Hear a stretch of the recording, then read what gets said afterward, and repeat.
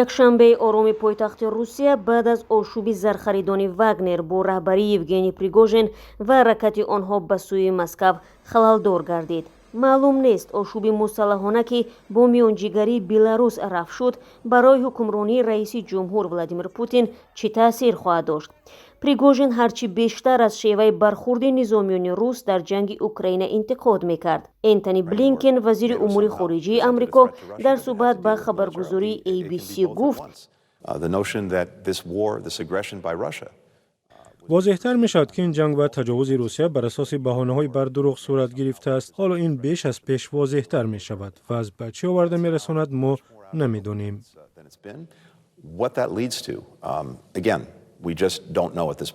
блинкен афзуд ки пуштибонӣ аз нирӯҳои Украина ҳамчунон дар маркази таваҷҷӯҳи Амрико хоҳад буд.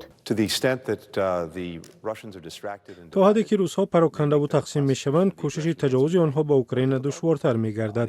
از طرف دیگر البته وقتی در یک کشور بزرگ به مثل روسیه بی‌ثباتی دارد، این مایه نگرانی است.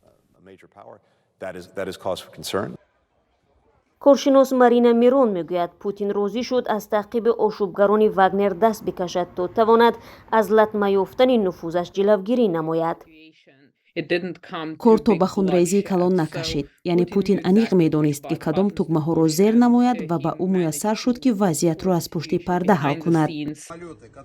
ба ақидаи Ричард Даннат, генерали бознишаста, агар раҳбари Вагнер воқеан ҳам дар Беларус бошад, метавонад дар ҷанг бар зидди Украина саҳм бигирад.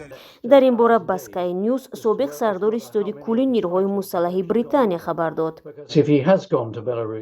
агар вай ба Беларус ки ба Киев наздик аст рафтаву дар атрофи худ нерӯи пурсамари ҷангиро ҳифз карда бошад, пас ба Украина таҳдид мекунад. аз ин рӯ Ричард Даннат ба нирӯҳои украинӣ тавсия медиҳад ки ҳушёр бошанд.